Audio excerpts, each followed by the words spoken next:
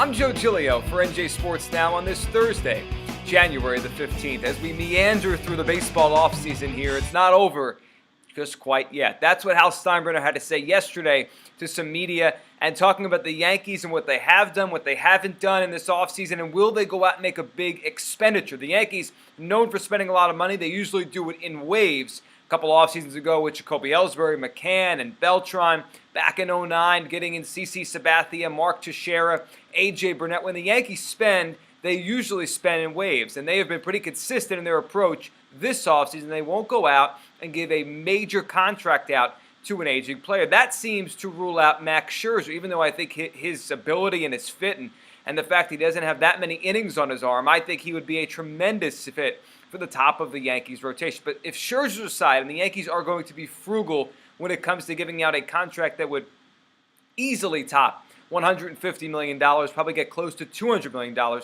there is an alternative. Although it isn't cheap, it is cheaper than going down the Scherzer route. I look at the Yankees rotation right now as we're about a month away from pitchers and catchers reporting. Yes, it's only about a month away until they trek down to Florida and to Tampa and get ready for a little baseball in February. But I look at the Yankee rotation and I see so much upside, but I see so much downside as well. Injury concerns with a Masahiro Tanaka, a CC Sabathia, and of course the idea of Ivan Nova coming back at some point. Maybe we'll see him, maybe we won't.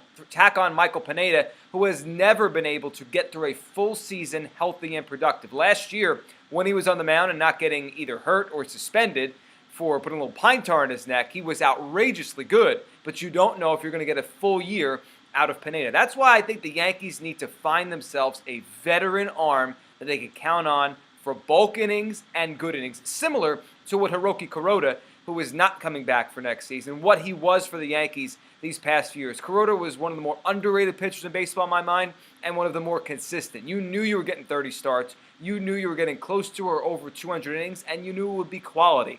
Without that, I think the Yankees have to go out and find themselves a new Hiroki Kuroda, and I think that guy is big game James Shields, the ex-Tampa Bay Ray, the ex-Kansas City Royal. We saw him last year in the postseason helping the Royals get to a World Series. Now, look, he didn't have a great postseason. He doesn't have great postseason numbers. I know that scares off Yankees fans who always want to think about October. But the Yankees have to focus on getting back to October, a place they haven't been now for 2 straight seasons. Shields in the rotation helps them get there, and I think he offsets some of the concerns you have over the rest of the rotation and the health. I mean, yes, Shields is 33. He's not young.